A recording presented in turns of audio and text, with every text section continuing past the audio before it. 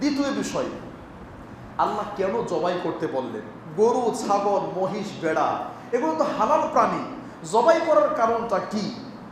জবাই করার কারণ হচ্ছে, আব্দুল্লাহ বিন আব্বাস রাদিয়াল্লাহু আনহু বলেন, এই হালাল পশুগুলোকে বক্ষণযোগ্য করার জন্য জবাই করতে হবে। অর্থাৎ গরু আল্লাহ হালাল করেছেন, আপনি গিয়ে গরু খাওয়া শুরু করবেন, গরুকে হাত দিয়ে ধরে খাওয়া শুরু করবেন জবাই না করে, গরুর শরীর বা তার হাড্ডি বা তার পা, তার লেজ খাওয়া শুরু করবেন, এটা আপনার জন্য জায়েজ নাই। তার মানে তিনি বলতে চাচ্ছেন, হালাল প্রাণীকে খাওয়ার যোগ্য করার জন্য, বক্ষণ যোগ্য করার জন্য আল্লাহ জবাই করার আদেশ দিয়েছেন। প্রিয় ভাইয়েরা, 3 নম্বর বিষয়, এবার ভালো করে খেয়াল করেন। আমরা যে পশুটা জবাই করব, এই পশুটার সাথে 3টা শর্ত আছে। এই তথ্যগুলো আপনারা পাবেন আল মাওসুআতুল ফিকহিয়া 21 নম্বর খণ্ড 179 নম্বর পৃষ্ঠা।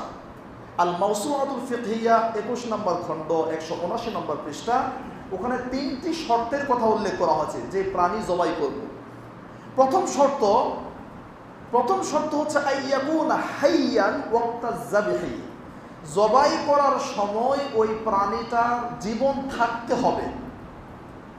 ফালা ইউজবাহুল হাইওয়ানুল মাইয়িত, সুতরাং কোনো মৃত প্রাণীকে বৈধ করার জন্য ওটাকে জবাই করা যাবে না। কোরবানির পশু নিয়ে আসছেন, মারা যাচ্ছে, মারা গেল কি গেল না, মনে হয় মারা গেছে, এরকম মনে হচ্ছে, যদি মারা গিয়ে থাকে আপনি ওটাকে জবাই করলেও সেটা আর হালাল হবে না।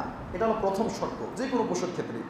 2 নম্বর, আইয়াকুনা যাহুকু রূহিহি বিমাহদিজ যাবহি, একমাত্র জবাই করার মাধ্যমে ওই পশুর রুহুটা বের করতে হবে।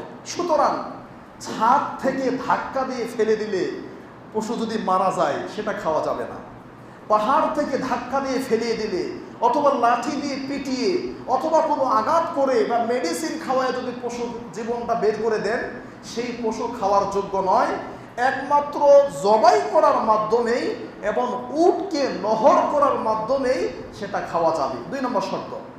3 নম্বর শর্ত হচ্ছে আল্লাহ ইয়াকুনা মিন সাইদিল হারাম, মক্কা এবং মদিনার যে হারামের সীমা আছে, আল্লাহ নবী যেটা হারাম ঘোষণা করেছেন, এখানে গাছ তোলা যাবে না, এখানে শিকার করা যাবে না, এখানে পাপ করলে পাপ করলে ডাবল পাপ হবে বা গুনাহটা মারাত্মক গুনাহ হবে, এই যে হারাম, এখান থেকে এই পর্যন্ত হারাম।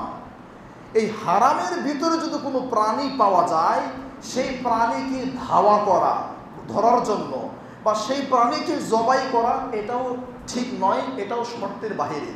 যেমন সহিহ বুখারীর 5546 নম্বর হাদিস, সহিহ বুখারীর 5543 নম্বর হাদিস, একই হাদিস মুসলিমে আসছে 1968।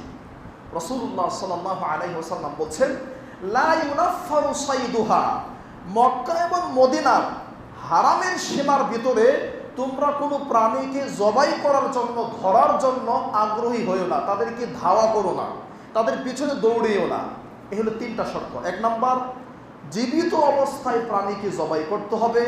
2 নম্বর, শুধুমাত্র জবাইয়ের মাধ্যমে ওই প্রাণীর রুহটা বের করতে হবে। 3 নম্বর, ওই প্রাণীটা হারামের সীমানার কোনো প্রাণী হবে না, ওখান থেকে শিকার করা হবে না।